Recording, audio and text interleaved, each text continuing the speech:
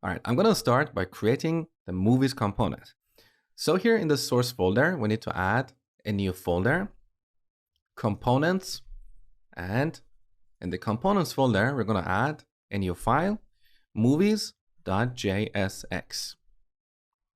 Now remember the shortcuts that I taught you earlier? So IMRC, which is short for import react component.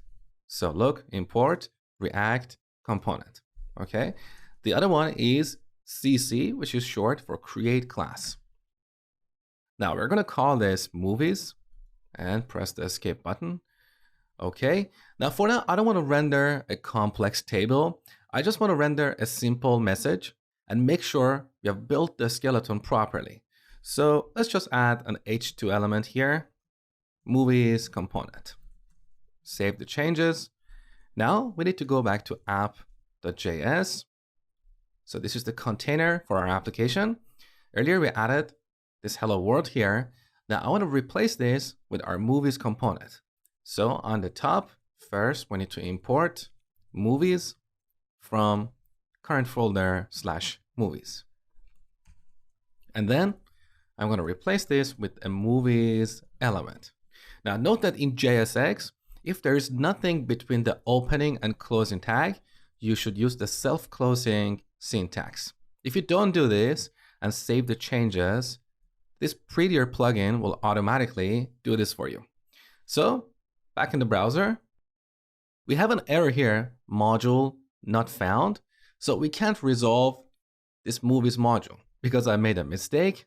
So back in app.js, if you look at the project folder, app.js is not in the components folder.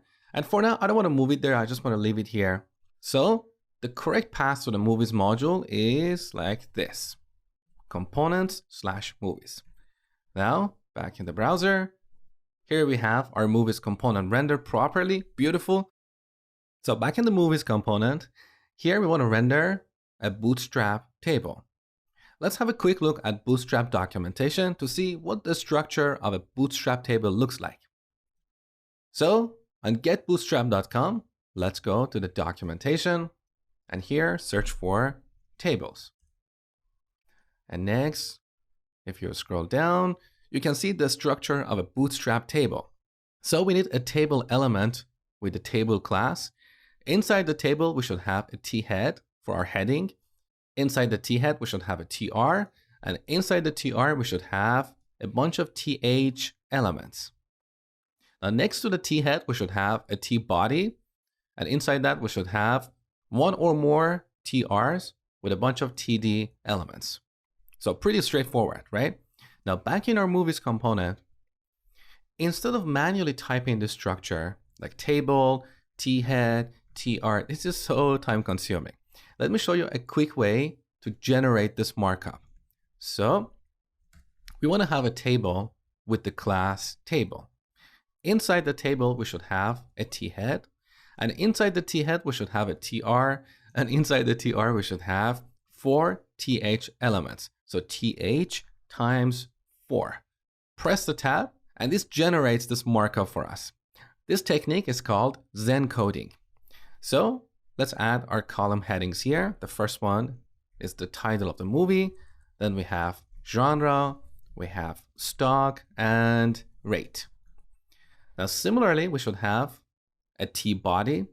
Inside the t-body, we should have a tr, and inside the tr, we should have 4 td elements.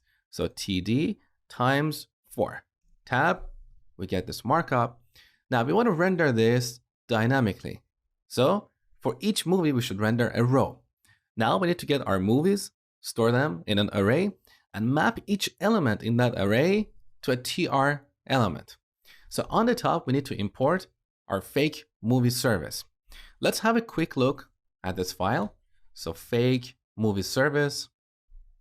So on the top, you can see we have an array of movies, but because we have not exported this, this is private in this module.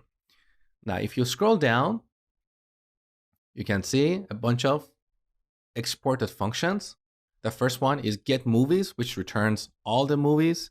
The second one is get movie, which returns a movie with a given ID. And we got a couple more functions that we don't care about at this stage. So we need to import this function from this module. Back in our movies component, on the top, import. We're going to use curly braces because we're dealing with named exports. We want to import the get movies function from. Now currently we are in the components folder. So we need to go one level up and then go to the services folder and then load the fake movie service. Okay. Now here's our state object. We should add a property to it called movies. And we're going to initialize it by calling this getMovies function. Now, this is not the right way to initialize the state property. We're going to look at that later in the next section when we talk about components lifecycle hooks. For now, don't worry about it. So we have initialized our state object. Now, finally, here, we should add a JavaScript expression.